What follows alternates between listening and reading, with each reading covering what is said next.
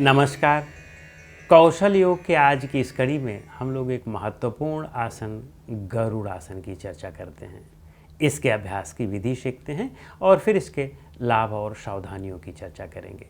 सबसे पहले हम देख लेते हैं कि इसको गरुड़ आसन क्यों कहते हैं। वास्तव में गरुड़ एक पक्षी होता है और बहुत ही शक्तिशाली पक्षी होता है। हमारा शरीर उस गरुड़ पक्षी के आकार का बनता है, इसीलिए इसको हम गरुड़ आसन कहते हैं। तो इस आसन के अभ्यास के लिए अब हम लोग अपने स्थान पर सम स्थिति में खड़े हो जाएंगे। सम स्थिति में खड़े होकर के अपने दोनों पैरों को हम जोड़ लेते हैं और चेस्ट को थोड़ा सा आगे की ओर रखें और दोनों कंधों को भी एक सम स्थिति में ला दें। आइए अब हम लोग आसन का अभ्यास करें, लेकिन ये ध्यान रखें कि आसन का अभ्यास हम क्यों करते हैं। पूरी सजगता और एकाग्रता के साथ करेंगे।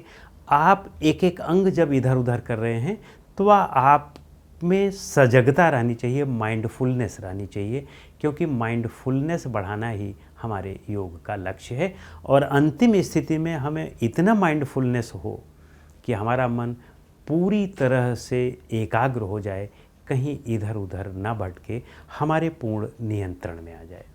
तो आइए अब हम लोग इसका अभ्यास करते हैं।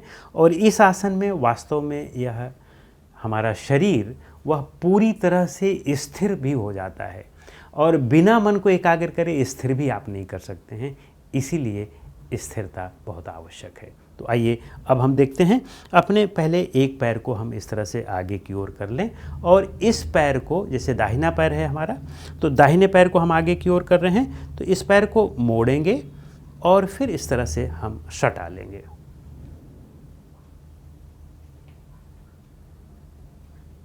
और अब हाथों को भी इस तरह से कर लें।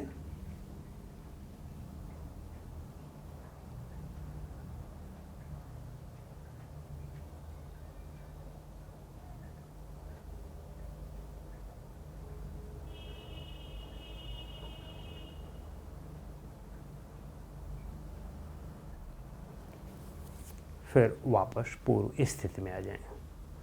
यही क्रिया अब हम दूसरे पैर से करेंगे।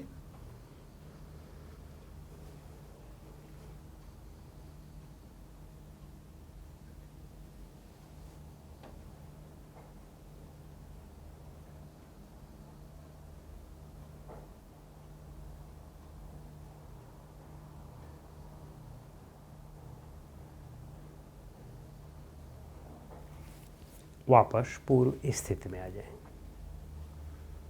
कहीं कहीं कुछ पुस्तकों में है कि आपको घुटने को मोड़ करके करना है, कुछ पुस्तकों में है कि आप घुटने को सीधा रख करके करेंगे।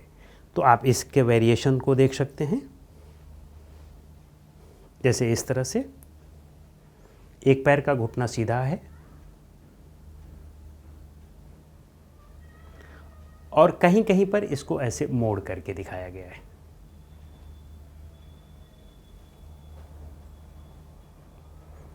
तो दोनों स्थितियों में आप इसका अभ्यास कर सकते हैं। हाथों के लिए है कि जब आप हाथों को, एक हाथ आपने फैलाया, दूसरे हाथ को इसके ऊपर रखें और फिर इस तरह से दूसरे हाथ को ऊपर उठा करके हमें इस तरह से नमस्कार मुद्रा में रखना है, सामने की ओर। यह हमारे इस आसन की यह स्थिति है। अब हम लोग इसके बाद इसके लाभ और सावधानियों की चर्चा करेंगे। इसके लाभ के लिए सबसे महत्वपूर्ण चीज़ है कि इसमें आपका शरीर स्थिर होना होता है। शरीर को स्थिर करना है, शरीर को हिलने डुलने नहीं देना है। वैसे वास्तव में हर एक आसनों में हमें कुछ समय के लिए जो अंतिम स्थिति होती है उसमें शरीर को बिल्कुल इस तरह से मूर्तिवत बना दें कि जैसे आपकी शरीर कहीं हिल डुल नहीं रही है, जैसे कोई पत्थर की मूर्ति हो, उस तरह से हमें हो जाना चाहिए। फिर धीरे धीरे जब हम वापस आते हैं तो फिर वापस आ जाएं, यानी उस स्थिति में मूवमेंट हो, लेकिन आसन की अंतिम स्थिति में बिल्कुल मूवमेंट नहीं होना चाहिए। और वह मूवमेंट ना होने की स्थिति, उसमें आप समय को बढ़ा सकते हैं। प्रारंभ आप 5 सेकंड से करें, 2 सेकंड से करें, धीरे धीरे फिर 10 सेकंड, 15 सेकंड, 20 सेकंड, 25 सेकंड, आप फिर 1 मिनट 2 मिनट तक कर सकते हैं। और जितना ही आप उसका समय बढ़ाते हैं उतना ही आपकी शारीरिक स्थिरता और मानसिक स्थिरता बढ़ती जाती है। तो कहने का अभिप्राय है कि हमें शारीरिक स्थिरता इस आसन में मिलती है, और शारीरिक स्थिरता तभी मिल सकती है जब आपका मन स्थिर हो। दोनों एक दूसरे से इंटरलिंक्ड हैं। मन को आप कहीं एक सामने की ओर कहीं एक जगह पर टिका दीजिए और फिर शरीर को स्थिर करिए, तो दोनों एक तरह से स्थिर होने लगते हैं। एक बात। दूसरा, पूरे शरीर का भार आपका एक पैर पर आ जाता है, क्योंकि आप एक पैर पर खड़े होते हैं। तो उस स्थिति में क्या होता है, एक पैर पर भार आने से स्वाभाविक सी बात है कि पूरे शरीर का वजन जब एक पैर पर पड़ रहा है तो उस पैर की मसल्स पर खिंचाव ज़्यादा बढ़ रहा है, उस पर दबाव ज़्यादा बढ़ रहा है, तो वहाँ की मांसपेशियाँ वे सशक्त होती जाएंगी। तो वहाँ पर कौन कौन सी मांसपेशियाँ हैं? सबसे पहले आप देखें कि ज़्यादा प्रेशर इसमें घुटने पर पड़ता है, क्योंकि आप घुटनों को किसी एक वेरिएशन में आप मोड़ करके रखते हैं। तो घुटने की जो पटेला बोन है वह बहुत मजबूत होती है, और घुटने की पटेला बोन के साथ साथ हमारा थाइस का क्वाड्रिसेप्स मसल्स और सारिटोरियस मसल ये भी जुड़े हुए होते हैं, वहाँ पर भी बहुत अच्छा प्रभाव पड़ता है। क्वाड्रिसेप्स और सारिटोरियस मसल्स पर रक्त का संचालन जितने समय तक के लिए आप रोक लेते हैं, उतने समय रक्त का संचालन बहुत ज़बरदस्त बढ़ जाता है। तो ये अंग हमारे बहुत मजबूत हो जाते हैं, और थोड़ा सा इसका प्रभाव हमारी हैमस्ट्रिंग पर भी पड़ता है, लेकिन ज़्यादा प्रभाव हमारे सामने वाले जांघ पर पड़ता है। अब इसके बाद आप देखें कि इसका प्रभाव हमारी कॉफ मसल पर भी पड़ता है। तो कॉफ मसल में जो भी मसल हैं, जैसे ट्राइसेप्स शूरी है, गैलिसियस है, सोलिसियस है, या गैस्ट्रोइस्नीमियस मसल है, ये सारी मसल्स भी खींचती हैं। इनके खींचने का सबसे बड़ा प्रभाव है कि आपका पैर कभी थकता नहीं है, आप कितनी भी देर बैठ जाएं कभी थकेंगे नहीं, एक बात। दूसरा, आपको कभी वेरिकोज वेन्स की शिकायत नहीं हो सकती है। जैसे पुलिस के कर्मचारी हैं या अन्य लोग जो खड़े होकर के ज़्यादा काम करते हैं, ट्रैफिक पुलिस वाले ज़्यादा देर तक खड़े होकर के काम करते हैं, तो इस आसन का आप अभ्यास करें तो उन्हें वेरिकोज वेन्स की शिकायत नहीं हो सकती है, पैर कभी थक नहीं सकते हैं। तो इसलिए यह बहुत प्रभावी आसन होता है। अब इसके बाद हम लोग देखते हैं कि इसका प्रभाव जब हम एक पैर पर खड़े होते हैं तो उसका प्रभाव हमारे हिप्स की मसल्स और कमर की मसल पर पड़ता है। तो हिप और कमर की मसल भी मजबूत होती हैं, और उनके मजबूत होने से स्वाभाविक सी बात है कि हमारे शरीर में फ्लेक्सिबिलिटी का लेवल बढ़ता है। यदि वहाँ रक्त का संचालन बराबर हम बनाए रखें तो फ्लेक्सिबिलिटी बढ़ती है। फ्लेक्सिबिलिटी हमारी कम क्यों होती है? कम वह इस कारण से होती है कि जब हम शरीर के मुख्य अंगों को क्रिया नहीं देते हैं, उनमें पैसिविटी ज़्यादा रहती है, वहाँ रक्त का संचालन नहीं बढ़ पाता है, वहाँ रक्त का ज़्यादा संचालन नहीं हो पाता है। रक्त आपका वैसे ही जैसे सामान्य स्थितियों में बैठे रहने पर चलता है वैसे ही चल रहा है।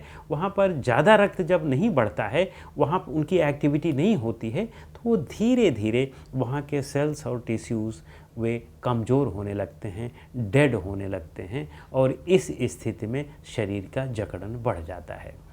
जब आप इन आसनों का अभ्यास करते हैं तो उन अंगों पर, जिन अंगों की आपको फ्लेक्सिबिलिटी बढ़ाना चाहते हैं, जिन अंगों को स्ट्रेंथ देना चाहते हैं, उस तरह के जब आप आसन का अभ्यास करते हैं तो उन अंगों पर रक्त का संचालन आप बढ़ा देते हैं।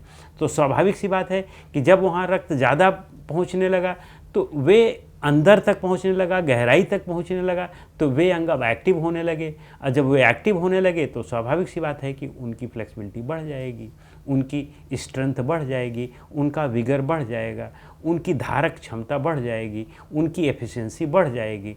तो इसलिए वे आपको और मजबूती देते हैं, वे मजबूत कर देते हैं आपकी शरीर को। इसीलिए हम आसनों का अभ्यास करते हैं।